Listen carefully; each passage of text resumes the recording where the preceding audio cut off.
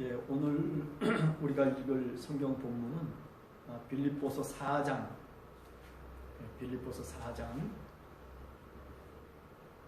예, 특별히 4절에서부터 7절까지 말씀을 듣도록 하겠습니다. 빌립보서 4장 4절에서부터 7절까지 말씀, 자, 같이 한 목소리로 우리 읽도록 하겠습니다. 주 안에서 항상 기뻐하라. 내가 다시 말하노니 기뻐하라. 너희 관용을 모든 사람에게 알게 하라. 주께서 가까우시니라. 아무것도 염려하지 말고 다만 모든 일에 기도와 간구로 너희 구할 것을 감사함으로 하나님께 아뢰라. 그리하면 모든 지각에 뛰어난 하나님의 평강이 그리스도 예수 안에서 너희 마음과 생각을 지키시리라. 아멘. 오늘은 특별히 빌립보서에서 이제 중요한 구절들을 우리 그 밴드에 보면 제가 한 10개 정도를 이렇게 쭉 뽑아놨습니다.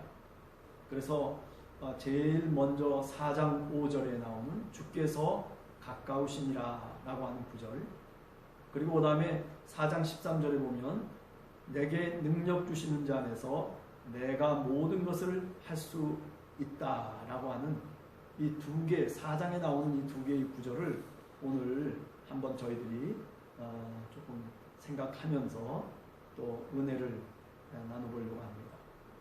우선 첫 번째, 주께서 가까우시다라고 하는 이 말씀이에요. 첫 번째, 우리가 4장 5절에 나오는 주께서 가까우시다. 말이 좀 이상하죠? 그죠? 주께서 가까우시니라. 아니, 이게 도대체 무슨 말이에요? 네? 어떤 생각을 우리가 할 수 있어요? 그냥 주님이 가까이 우리에게 오셨다. 아니면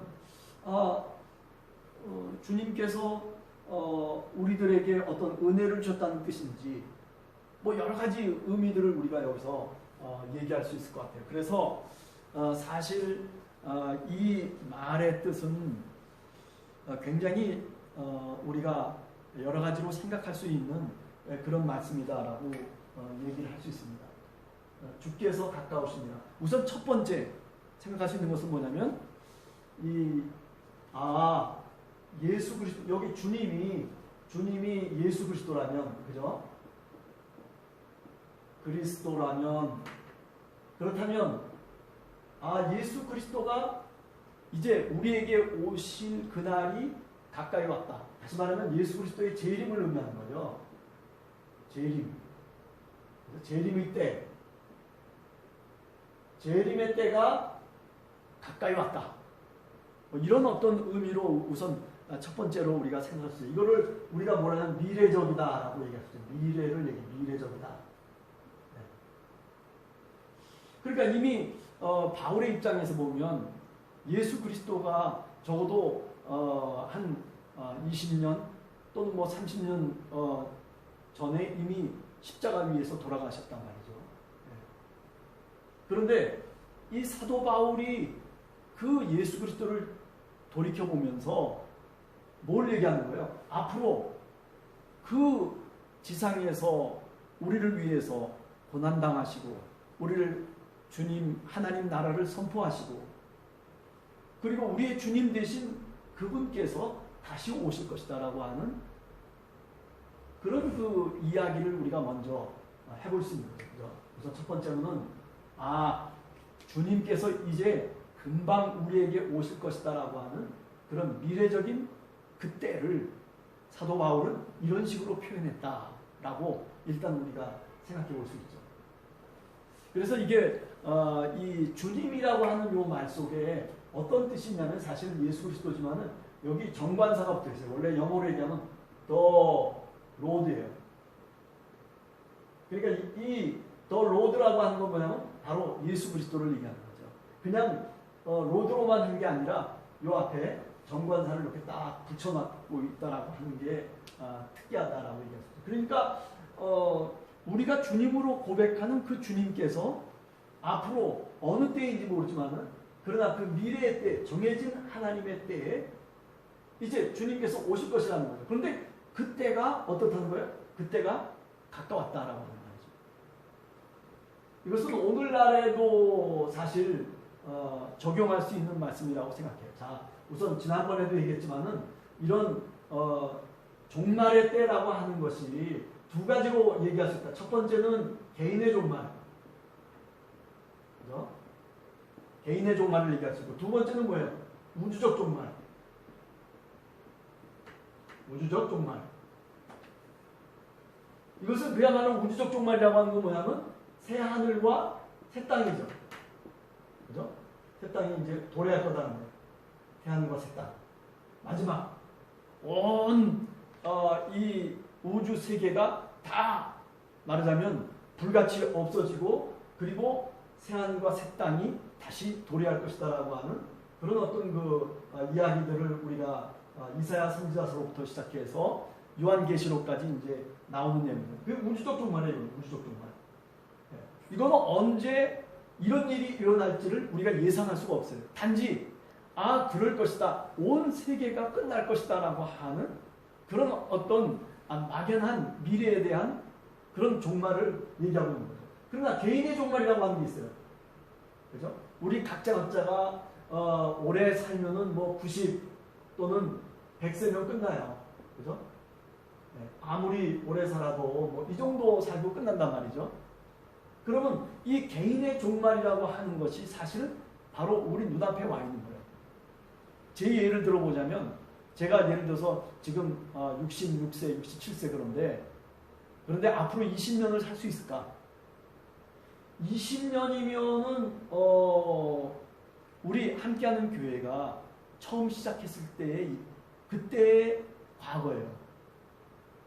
그러니까 처음 시작했을 때 지금 오늘까지 20년이 지나면서 눈 깜짝할 새로 그냥 다 지나간 것 같아요. 아마 여러분들도 똑같을 거예요. 다 저와 같이 이 함께하는 교회 속에서 지금 그런 오랜 세월을 사실은 이 교회와 함께 신앙생활을 해왔고 우리 모두가 같이 함께 신앙의 울타리 속에서 지내왔단 말이에요. 근데 20년이라고 하는 게 그냥 금방 지나가는 거 아니에요. 어제 같아요, 사실은요. 그죠?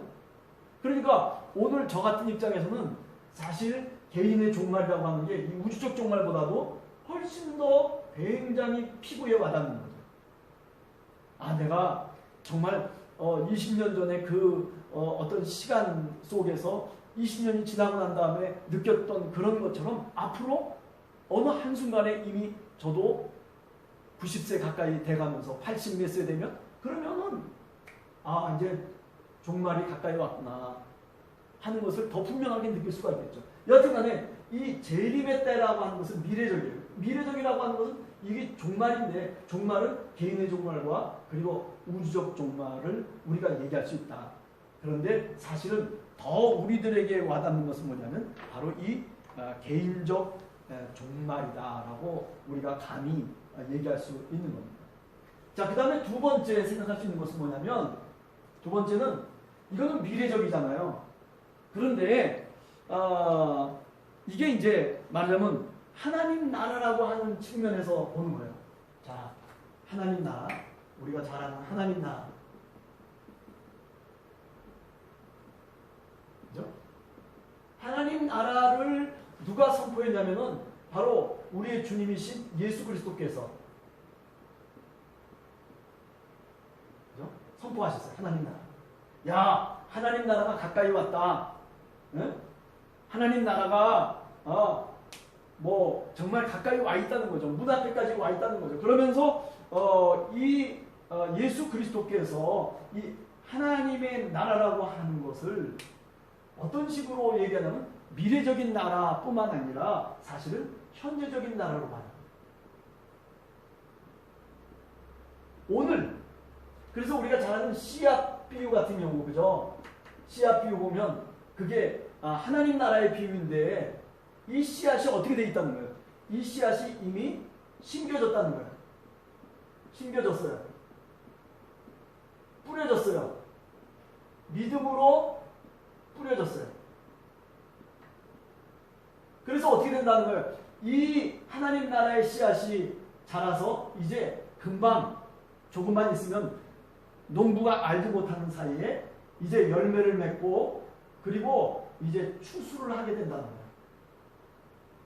이게 굉장히 급박하게 지금 일어나고 있다는 거예요. 그러니까 여기서 열매를 맺고 추수를 거둬들인다라고 하는 것이 사실은 이 열매를 맺는 추수 때뿐만 아니라 사실은 씨를 뿌리는 이때부터 이 하나님의 나라라고 하는 것이 이때부터 시작됐다라고 보는 거죠.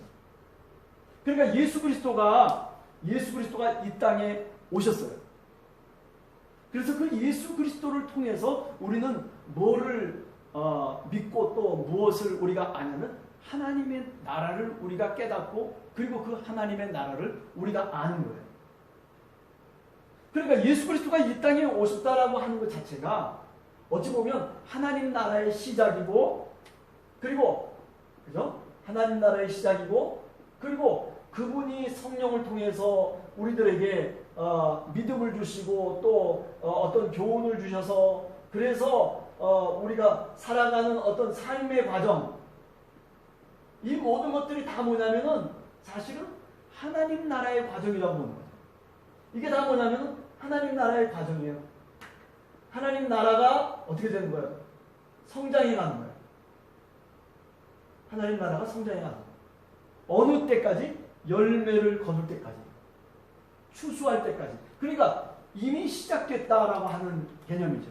하나님 나라는 이미 예수 그리스도가 이 땅에 오시면서 그분이 우리들에게 그 복음의 메시지를 우리들에게 주실 때 이미 그 씨앗이 심겨지고 그래서 그 하나님의 나라는 이미 이 땅에 예수 그리스도를 통해서 시작되었다라고 하는 그런 거예요. 그러니까 오늘 우리가 살아가는 이 땅에서의 삶이라고 하는 것은 뭐냐면 현재적인 하나님 나라를 우리가 지금 분명히 느끼며 살아가야 되는 그런 그 현재적인 이야기들을 얘기하는 거죠. 그래서 하나님의 다스림, 그죠? 다스림이라고 하는 통치의 문제가 나온 거예요. 통치. 오늘 우리가 어떻게 하나님 나라라고 하는 이 예수 그리스도의 다스림, 하나님의 다스림을 받고 우리가 하나님 나라의 백성으로 오늘 또 우리가 살아가야 되느냐. 그게 중요한 문제죠.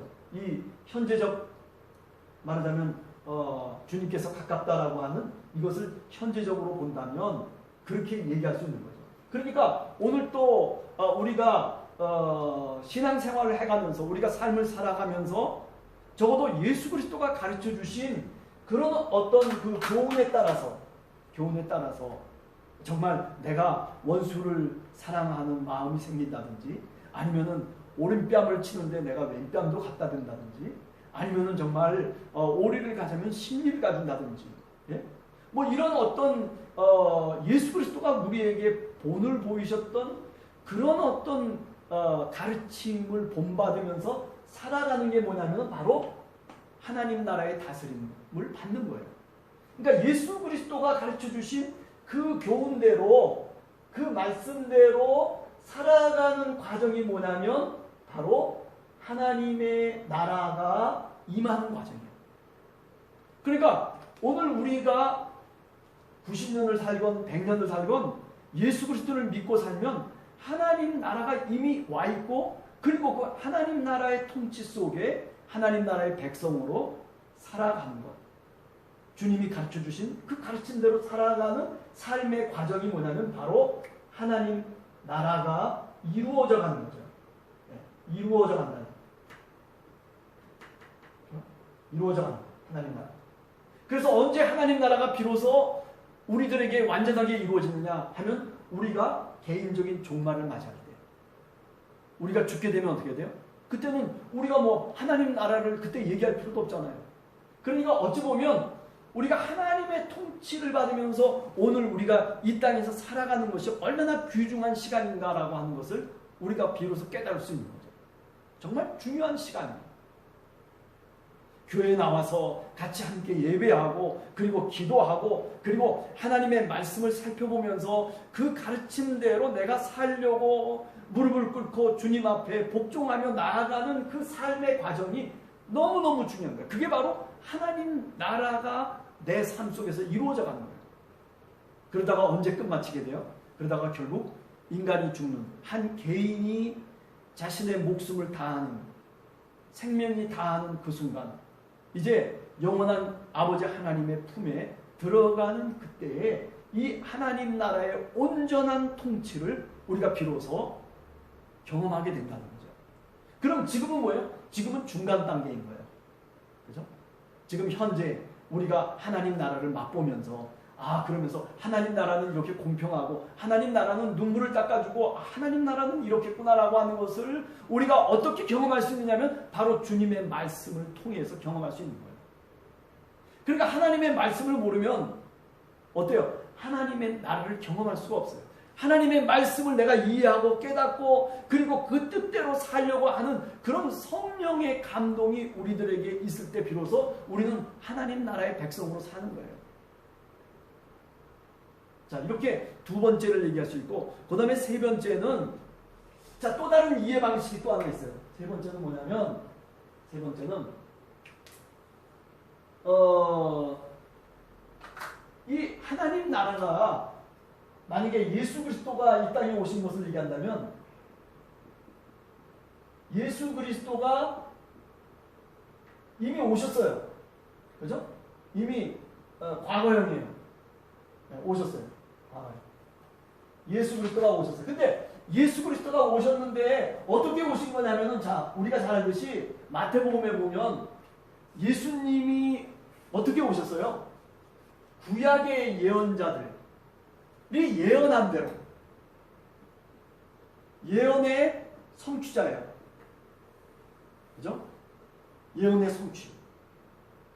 이거는 뭐냐면 예수 그리스도가 이미 오셨는데 바로 주님께서 가까이 왔다라고 하는 이 말을 과거적으로 해석할 수 있는 거예요.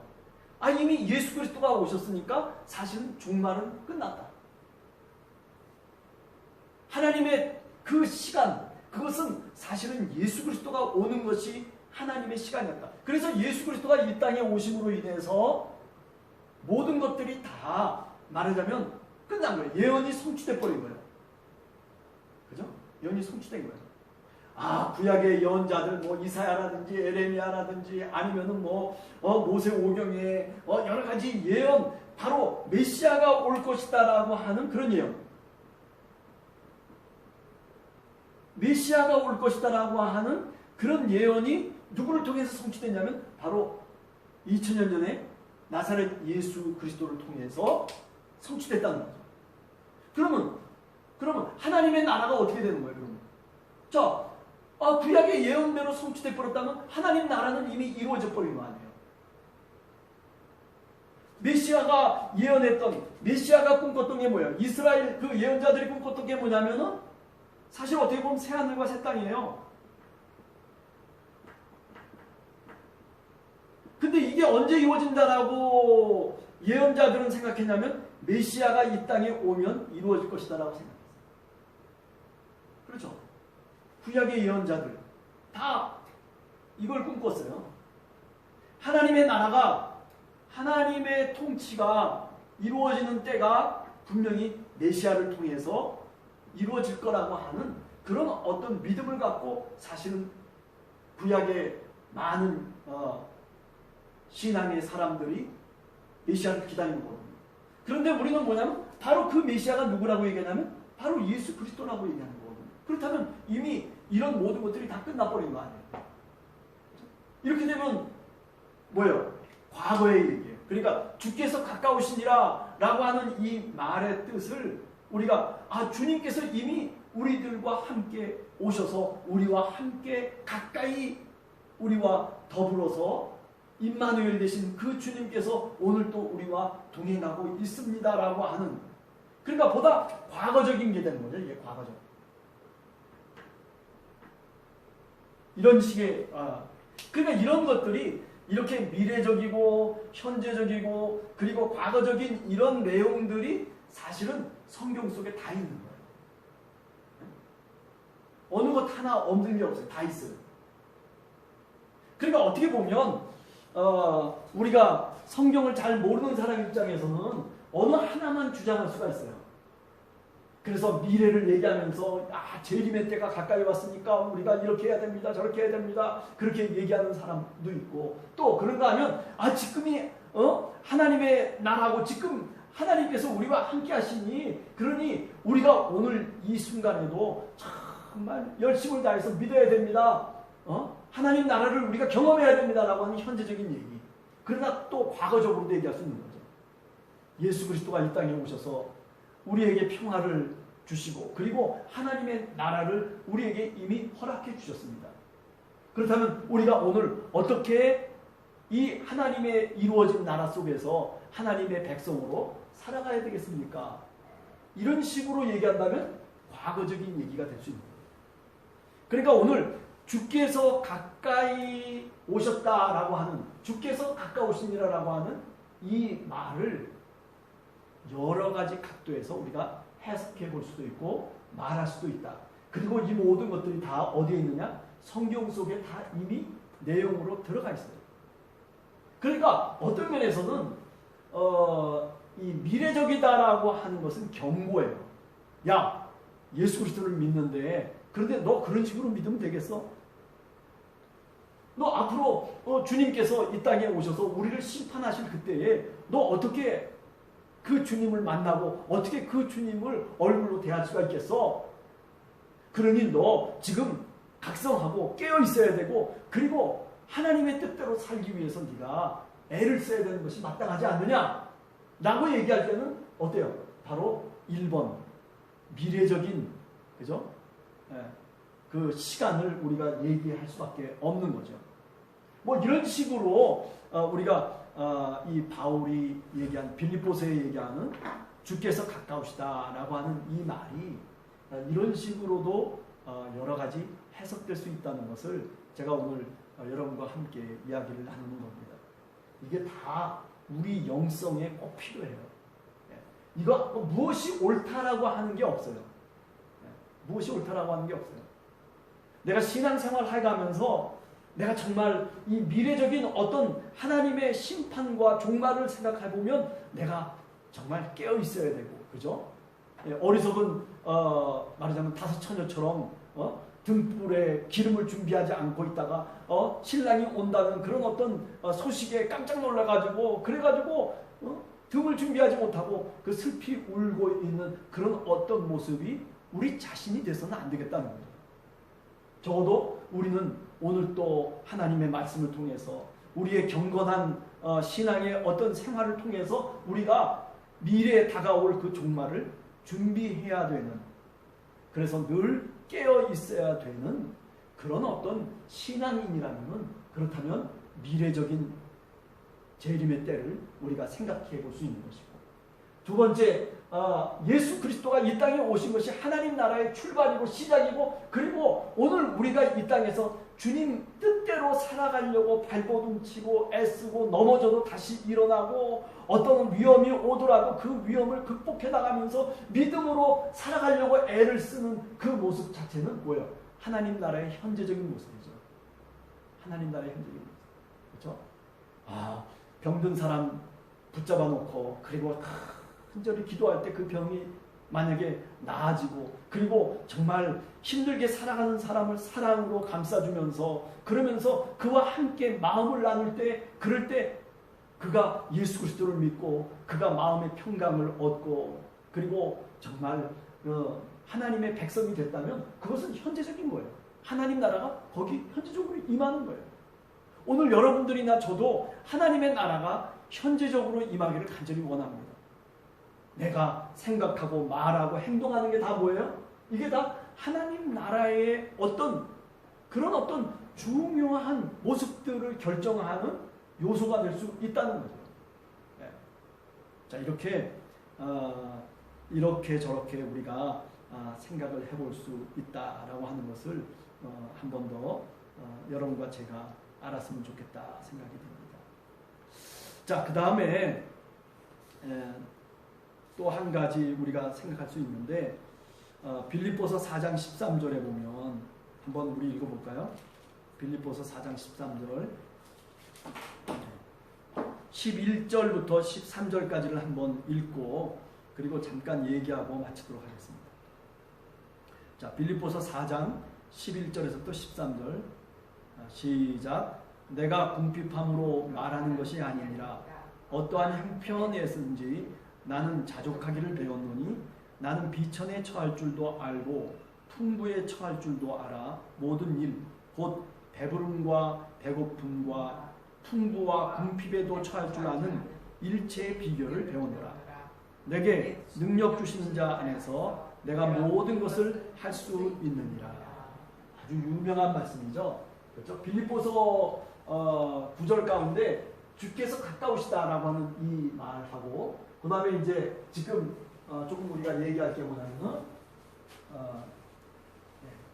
능력 주시는 자 안에서 내가 모든 것을 할 수 있다 하는 그 말이에요. 이 말의 뜻이 도대체 뭘까? 그죠? 우리가 잘 아는 4장 13절 그죠? 두 번째는 뭐냐면 4장 13절 아주 유명한 뭐 옛날에 제가 어렸을 때도 부흥사들이 늘 하던 얘기가 이거예요. 내게 능력 주시는 자 안에서 내가 모든 것을 할 수 있다. 네. 내가 모든 것을 할 수 있다. 있다. 그렇죠? 내가 모든 것을 할 수 있다. 그래서 뭐 믿음만 가지면 모든 것을 할 수 있고 그리고 기도하면 모든 걸 할 수 있고 뭐 믿음만 가지면 믿음 뭐 기도만 하면 또 뭐 등등 그죠? 이렇게 저렇게 쭉 얘기를 하죠.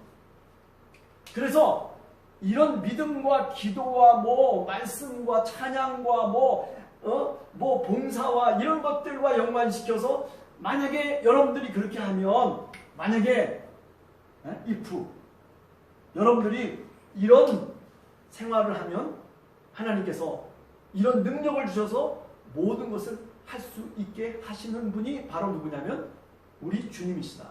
하나님이시다라고 그렇게 얘기를 하는 거죠. 그러나 제가 오늘 얘기하려고 하는 것은 그런 이해 방식은 틀린 이해 방식이다라고 하는 거예요. 예, 우리 옛날에 그래서 이것 때문에 이제 어떤 일들이 생겼냐면 yes I can이라고 하는 거예요. 그죠? yes I can. 그래요. 긍정적인 마음. 긍정의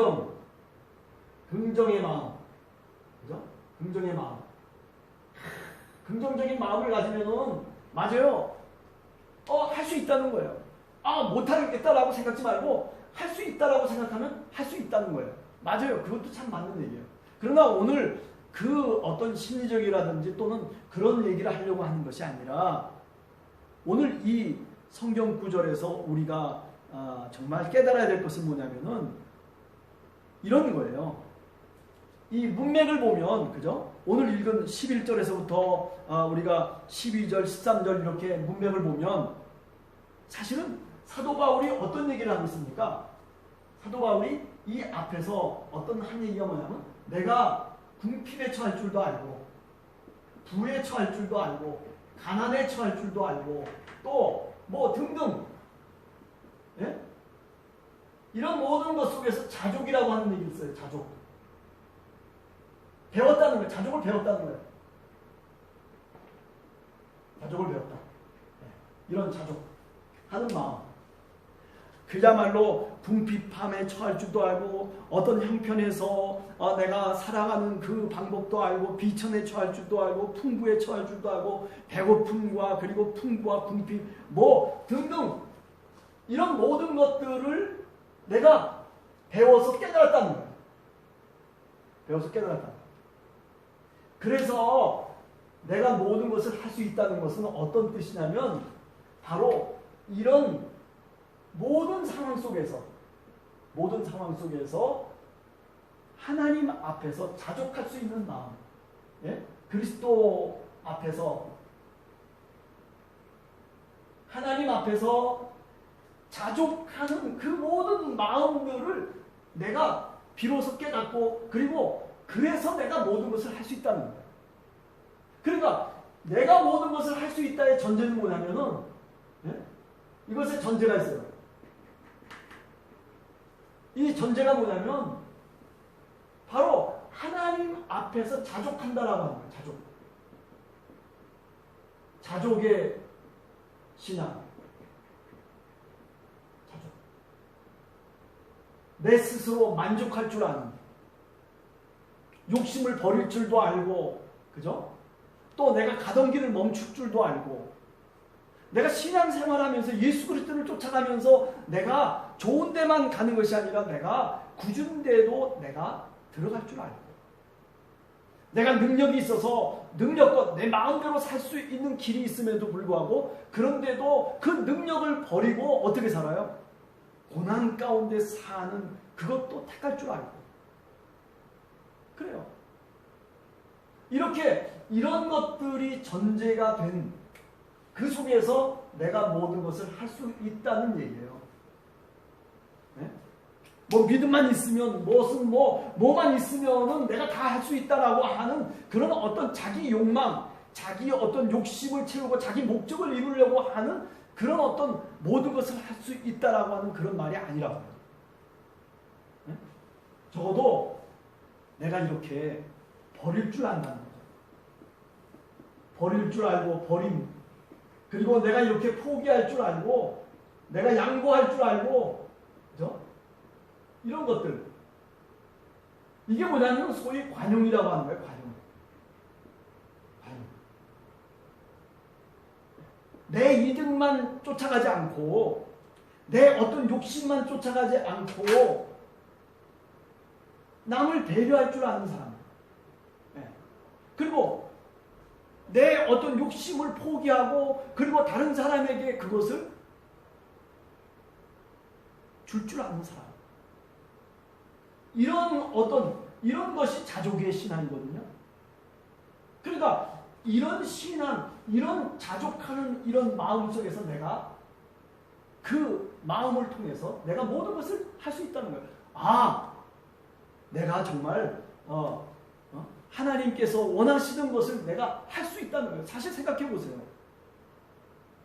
여러분들이 버릴 줄만 안다면, 여러분들이 뭔가 포기할 줄만 알고 제 자신이 정말 뭔가 양보할 줄 안다면, 그렇다면 사실 우리가 할 수 있는 것이 굉장히 많을 거예요. 그런데 문제는 뭐냐면 내가 손에 꽉 쥐고 그리고 이것을 피질 않기 때문에 사실은 어떻다는 거예요?